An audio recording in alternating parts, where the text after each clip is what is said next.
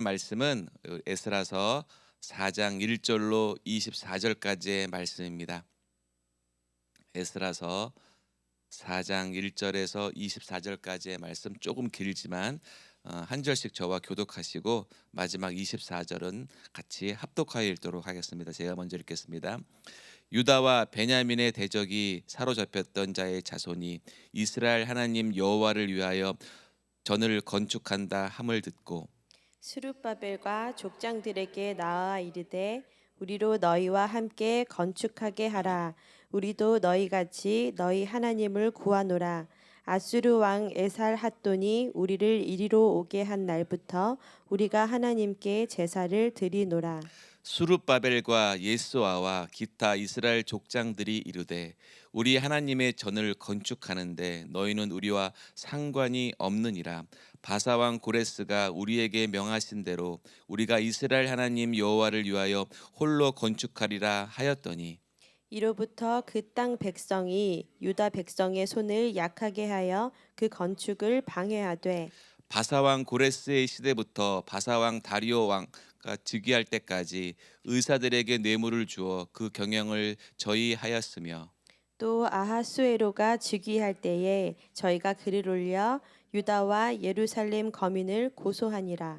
아닥사스다 때에 비슬람과 미드르닷과 다부엘과 그 동료들이 바사왕 아다삭스에게 글을 올렸으니 그 글은 아람 문자와 아람 방언으로 써서 진술하였더라.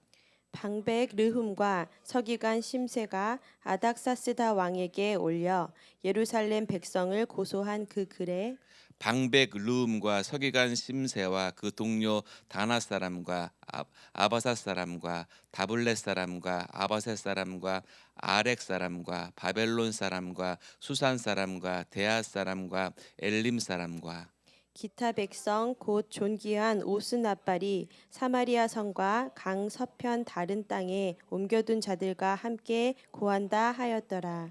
아닥사스다 왕에게 올린 그 글의 초보는 이러하니 강 서편에 있는 신복들은 왕에게 고하나이다.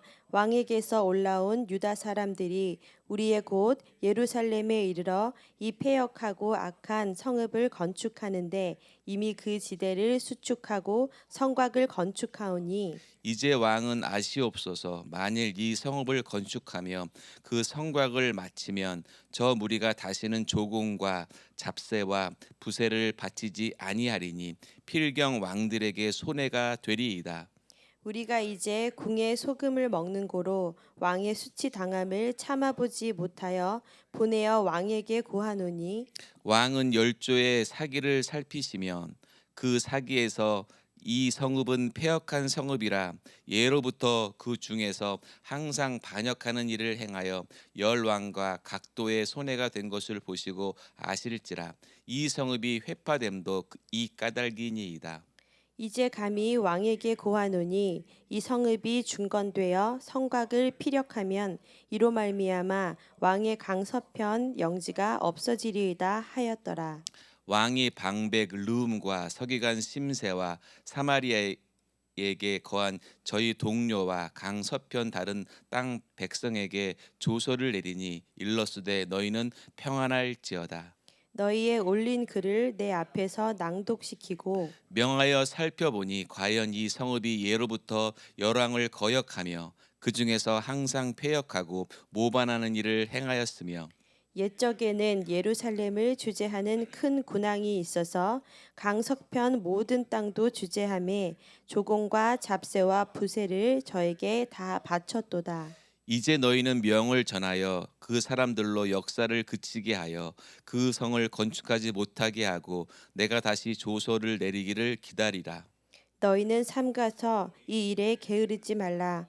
어찌하여 화를 더하여 왕들에게 손해가 되게 하랴 하였더라. 아닥사스다 왕의 조소 초본이 르흠과 서기관 심세와 그 동료 앞에서 낭독되매 저희가 예루살렘으로 급히 가서 유다 사람들을 보고 권력으로 억제하여 그 역사를 그치게 하니 이에 이에 예루살렘에서 예루살렘에서 하나님의 하나님의 전 전 역사가 역사가 그쳐서 그쳐서 바사왕 바사왕 다리오 다리오 제2년까지 제2년까지 이르니라. 이르니라. 아멘. 할렐루야. 전 함께 읽었던 우리 에스라서 4장 1절로 24절 말씀을 중심으로 해서 절벽의 벽 앞에 선 믿음의 공동체라는 제목으로 함께 은혜의 시간을 나누고자 합니다. 사랑하는 성도 여러분, 우리는 이제 에스라 4장 말씀을 통해서 좌절과 절망의 순간을 맞이한 이스라엘 백성의 이야기를 함께 나누고자 합니다. 우리가 지난 3장에서 보듯이 72년이라는 긴 포로 생활 동안에 마치고 이제 마침내 고향 땅 예루살렘에 돌아왔을 때, 그곳은 이제 뭐 폐허로 정말 어떻게 보면은 정말 희망이 없을 것 같은 땅이었지만, 이스라엘 백성들은 다시 따진 이 예루살렘에 돌아와서 다시 번제를 드리며 그동안 70년 동안에 하나님 앞에 올바로 서지 못했던 것을 회개하면서 하나님 앞에 예배하며 다시 예루살렘 땅을 재건하기 위해서 그런 벅찬 가슴으로 다시 돌아왔지만, 그런 어려움 속에서 폐허가 된 성전터 위에서 모두가 함께 그것들을 다시 한번 재건하기 위해서 노력하는 모습을 바라보면서, 어제 우리 3장에서 다시 하나님의 은혜를 기대하고 말씀으로 살아가는 모습을 바라보게 되었는데요. 오늘 본문 4장에서는요, 이 마치 차가운 겨울바람처럼 다시 회복하려고 했을 때 그 희망을 짓누르는 어두운 그림자의 모습을 발견할 수 있습니다. 그래서 위대한 사명을 위해서 한 걸음 한 걸음 나가기를 바랬지만, 예상치 못한 강력한 영적 경병을 당하는 이스라엘 백성들의 모습을 오늘 4장에서 볼 수 있는데요. 그런 믿음의 공동체를 통해서 오늘 4장에서는요, 세 가지 시험이 있는 것을 발견할 수가 있는데요. 그 첫 번째 시험이 뭐냐면 오늘 본문 4장 1절에서 5절인데, 교묘한 연합의 시험이 있다는 거예요. 가장 먼저 이스라엘 백성들에게 찾아온 것은요, 사마리아 사람들이 연합을 제안했습니다. 근데 어떤 것이냐면 오늘 본문 4장 2절 말씀을 같이 한번 읽어볼까요? 본문 4장 2절 말씀 시작. 스룹바벨과 족장들에게 나와 이르되 우리가 너희와 함께 건축하게 하라. 우리도 너희 같이 너희 하나님을 구하노라. 아수르 왕 에셀핫돈이 우리를 이리로 호기한 날부터 우리가 하나님께 제사를 드리노라. 아멘. 여기서 함께 성전 건축에 같이 참여하겠다고 손을 내밀었어요.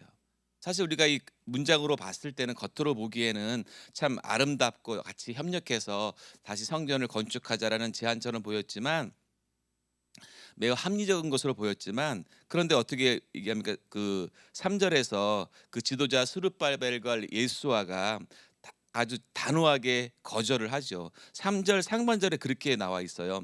스룹바벨과 예수아와 기타 이스라엘 족장들이 이르되 우리 하나님의 전을 건축하는데 너희는 우리와 상관이 없느니라.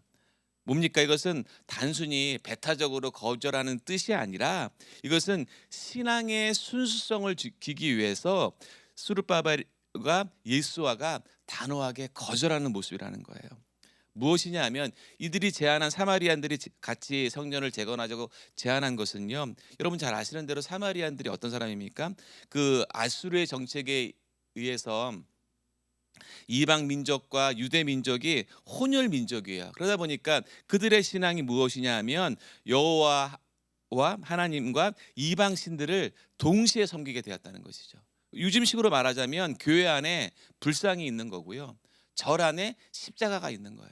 그러니까 이 신도 좋고 이방양, 그런 모든 이방 신들도 인정하면서 그런 하나님의 혼합된 것들을, 아주 온전한 하나님의 신앙을 거부하는 것을, 신앙을 믿는 사람들이 바로 이런 사람들이었어요. 그런 사람들이 함께 다시 성전을 건축하자 했을 때의 의도가는 무엇이었겠습니까?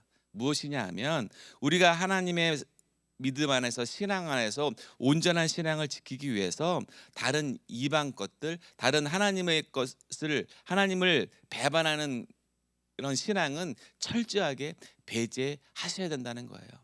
요즘에 우리가 주위에서 많은 이단들이 우리의 하나님에 대한 신앙의 순수성을 흔들어 놓는 일들이 얼마나 많이 있습니까? 그래서 우리는 분별하셔야 된다는 거예요. 오늘날 우리에게도 중요한 이것이 교훈이 바로 그런 것입니다. 세상은 종종 우리 다 같이 함께 했으면 좋겠다, 참 뜻은 좋죠. 그런데 우리의 신앙을 희석시키고 우리의 정체성을 흔들어 놓는 것이 너무나도 많다는 거예요. 요즘에 많은 신천지다, 이단들이 정말 우리 신앙의 하나님에 대한 순수성을 회방하고 온전하신 하나님의 뜻을 어렵게 하는 일들이 너무나도 많다는 것이죠. 수르바벨과 예수와처럼 단호하게 거룩한 하나님의 신앙을 구별하시기를 예수님의 이름으로 축원드리겠습니다. 세상과 타협하는 신앙은 잘못된 신앙이라는 거예요. 물론 세상에서 말하는 우리가 하나님의 사랑으로 세상을 하나님의 복음으로 함께 연합해서 이루어가는 것 매우 중요합니다. 근데 그것을 잘못 내가 판단한다면, 세상과 타협한다면 하나님의 온전하신 뜻이, 그 신앙이 우리가 올바로 세워질 수 없다는 것이죠. 결국 우리의 신앙의 본질을 잃어버릴 수밖에 없다는 것이에요.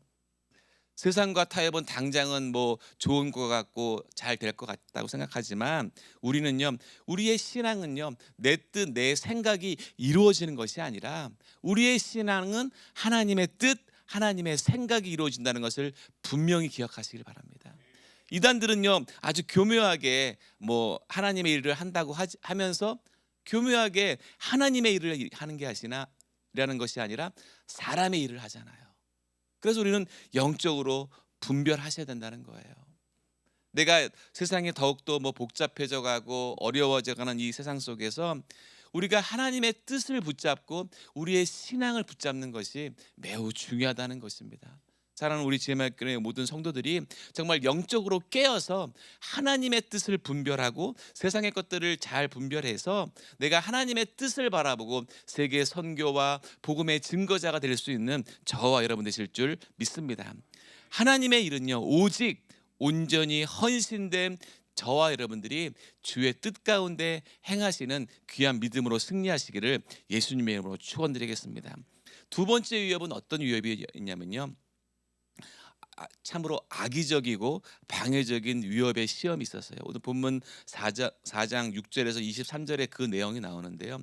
그 연합의 제안이 거절되니까 이 사마리아인들이 이제 자신의 본색을 노골적으로 드러냅니다.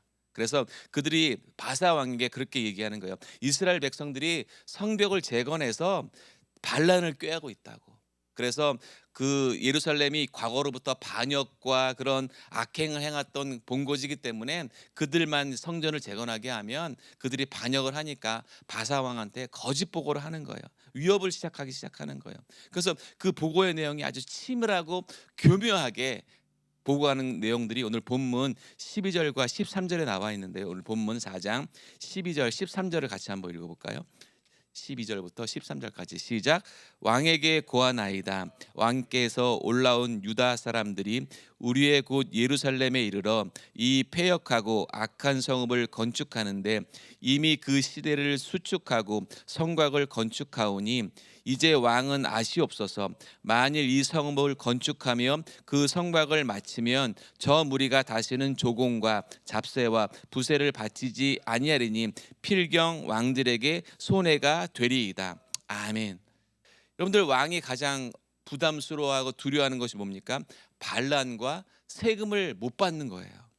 그러니까 그 사람들이 왕을 이게 거짓 보고를 하는 거죠. 저들이 예루살렘 성전을 다시 재건해서 반란을 일으키려고 한다고, 그리고 또 이 나라에 세금도 내지 않으려고 한다고 거짓 보고를 하는 거예요. 그러니까는 왕의 입장에서는, 바사왕 입장에서는 그러면 안 되겠지라는 마음이 굳게 세워지겠죠. 그래서 결국 바사왕이요, 조서를 어떻게 내립니까? 성전 건축을 하지 말라고 조서를 내리는 거예요. 중단하라는 강력한 지시를 하는 거죠. 그래서 결국 무려 성전 건축이 무려 14년 동안이나 건축되지 못했다는 것입니다. 이것은 단순히 어떤 인간적인 갈등을 뛰어넘어서 이것을 우리가 분별한다면 이것이 바로 영적 전쟁이라는 거예요. 우리가 세상과의 삶에 있어서 이런 영적 전쟁들이 참으로 많이 있잖아요. 내가 직장에서 또 사업장에서 가정에서 쭉 있으면서 끊임없이 사단이 나에게 내가 온전한 하나님의 뜻 가운데 쓰려고 하면 할수록 영적 전쟁이 심하게 다가온다는 것이죠. 사단이 교묘하게 합법적으로 어떤 권력과 정보를 사용하여서 내 신앙, 내 믿음을 흔들어 놓는다는 것이에요. 어떨 때는 직장 상사가 또 직장 동료 것들이 나를 힘들게 할 때가 너무나도 많이 있다는 것이죠. 내가 더욱더 하나님 말씀 가운데 쓰면 쓰려고 할수록 우리의 영적 전쟁은 매우 심하다는 것이에요. 그래서 저와 여러분들이 오늘 이 새벽 기도하는 것 아니겠습니까? 그런 영적 전쟁에서 내가 이겨낼 수 있는 것은 내 힘이 아닌 내 안에 역사하시는 성령님의 은혜로 말미암아 그 영적 전쟁을 이길 수 있다는 것을 굳게 믿으시길 바랍니다. 때로는 이 나를 힘들게 하는 오해와 그런 비방들이 있을지라도, 보이지 않는 세력이 있을지라도, 중요한 것은 이러한 방해가 하나님의 뜻을 꺾을 수는 없다는 것이에요. 하나님께서 우리에게 그런 힘을 주셔서 그런 영적인 공격이 왔을 때 그것을 이겨낼 수 있는 힘을 우리에게 공급해 주실 줄 믿습니다. 그런 갈등을 넘어서, 오해를 넘어서 저와 여러분들이 하나님의 뜻을 바라보고 한 걸음 한 걸음 나가신다면 주님은요, 여러분들에게 귀한 성령의 은혜로 말미암아 그것을 이겨낼 수 있는 힘을 공급해 주실 줄 믿습니다. 오늘 이 새벽 그 은혜와 그 공급해 주시는 성령의 은혜를 누리시기를 예수님의 이름으로 축원드리겠습니다. 마지막 세 번째 시험이 무엇이냐면 깊은 좌절과 포기의 시험을 얘기한다는 거예요. 오늘 본문 4장 마지막 절 24절을 한번 같이 읽어볼까요? 4장 24절 마지막 말씀 시작. 이에 예루살렘에서 하나님의 전 역사가 그쳐서 바사왕 다리오 제2년까지 이르니라. 아멘. 오늘 본문 4장 24절은요, 절망적인 상황을 아주 짧은 글이지만 아주 강렬하게 기록하고 있습니다. 이에 예루살렘에서 하나님의 성전 공사가 바사왕 다리오 제2년까지, 아까 좀 전에 말씀드린 무려 14년 동안 성전 건축이 중단되었다는 것이에요. 그러니까 이스라엘 백성들이 그런 70년 동안의 포로 생활을 마치고 다시 예루살렘 성전을 건축하려고 하였지만 그런 모함과 영적인 공격으로 인해서 무려 14년 동안 성전 건축이 중단되었다는 것이죠. 그 마음 깊은 곳에 낙심과 회의가 들어왔다는 거예요. 70년 동안의 포로 생활을 마치고 이제는 다시 하나님의 뜻 가운데 다시 성전을 재건축하기 위해서 돌아왔는데 무려 이 왕의 명령에 의해서 성전 건축을 못하게 되는 거예요. 그러니까 그 마음이 얼마나 낙심되었겠어요. 그러다 보니까 이스라엘 백성들이 하나님이 우리를 버리신 것 아닐까?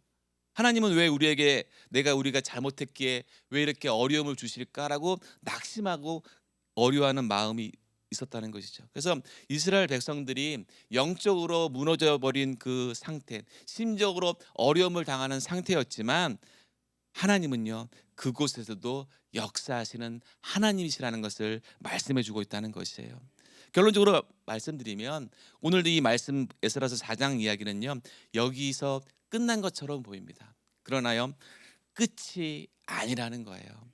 성경은요, 무려 그 14년 동안 성전 건축을 못했지만 14년을 지나서 학개 선지자와 스가랴 선지자를 통해서 하나님의 말씀이 다시 선포되는 거예요. 그 이야기가 내일 에스라서 5장 말씀에 나와요. 오늘 4장에서는 그런 침묵의 14년, 성전 건축을 못하는 14년이었지만 하나님께서 14년 동안은 잠잠히 계신 것 같았지만 하나님의 역사는요, 다시 14년을 지나서 학개 선지자와 스가랴 선지자를 통해서 하나님의 말씀이 다시 선포되어지고 다시 성전 건축이 이루어지는 것을 볼 수가 있다는 것입니다. 사랑하는 성도 여러분, 오늘도 이 말씀 가운데 하나님은요, 결코 우리를 외면하지 않으신다는 거예요. 우리는 잠잠히 하나님의 때를 기다리는 거예요. 하나님, 왜 제가 기도하는데 왜 응답하지 않으세요? 내 때가 아니라 하나님은 가장 적절한 타이밍에 가장 좋은 시간에 응답해 주신다는 것을 굳게 믿으시길 바랍니다. 좌절과 포기의 순간이 있을지라도, 우리가 하나님께서 예상치 못하는 일들을 나에게 주신다 할지라도 우리는요, 결코 좌절할 필요가 없다는 것이에요. 실망할 필요가 없다는 것이에요. 하나님께서 저와 여러분들을 지켜주시기 때문에 우리는 그래서 묵묵히 오늘 에스라 4장에서의 말씀은 우리에게 그렇게 말씀하시는 거예요. 절망의 순간, 그런 위기의 순간이 끝이 아니라 하나님의 새로운 역사가 시작되는 순간이라는 것을 믿으시기를 예수님의 이름으로 축원드리겠습니다. 잠시 멈출 뿐이지 끝이 아니라는 거예요. 중요한 것은 그 절망의 시간 동안 우리가 하나님에 대한 믿음을 잃지 않는 것이라는 거예요.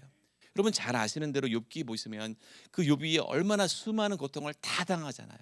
그 많던 재산 그리고 사랑하는 가족들을 다 잃어버리지만 욥이 하나님께 인정받은 것은 무엇이었습니까? 끝까지 하나님에 대한 믿음을 잃지 않았다는 것.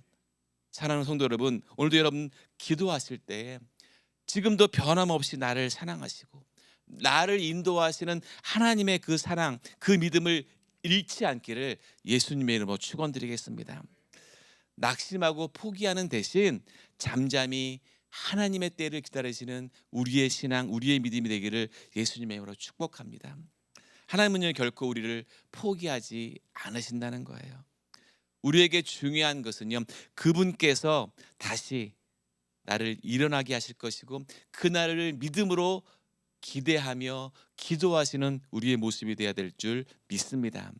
사랑하는 성도 여러분, 오늘 에스라서 4장 말씀을 바라보면서 우리는 어떤 모습으로 회생해야 될까요?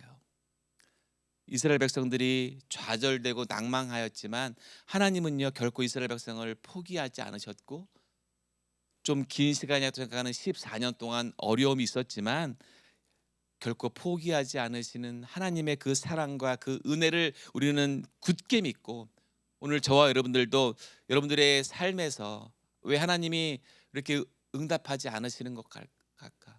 왜 이렇게 어려움이 시간이 긴 것 같다라고 생각할 수 있겠지만 여러분들 결코 걱정하지 마시라는 거예요.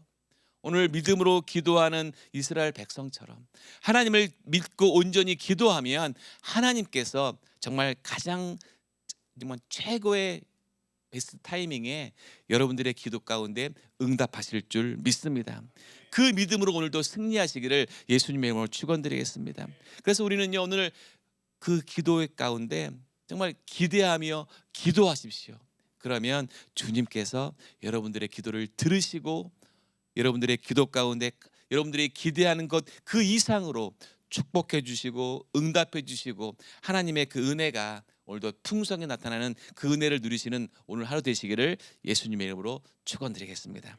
기도하겠습니다. 감사하신 아버지 하나님, 오늘도 우리의 삶에 찾아오시는 하나님을 기대합니다. 환난과 어려움과 좌절 속에서도 우리를 세상의 유혹 속에서도 강건하게 지켜주시는 하나님의 를 바라보며 오늘도 주님께서 우리 가운데 인도하실 줄 믿사오니 주여 함께하여 주시옵소서. 주님의 그 은혜로 말미암아 오늘도 승리할 줄 믿사오며 예수님의 이름으로 기도 올리옵나이다. 아멘. 우리 다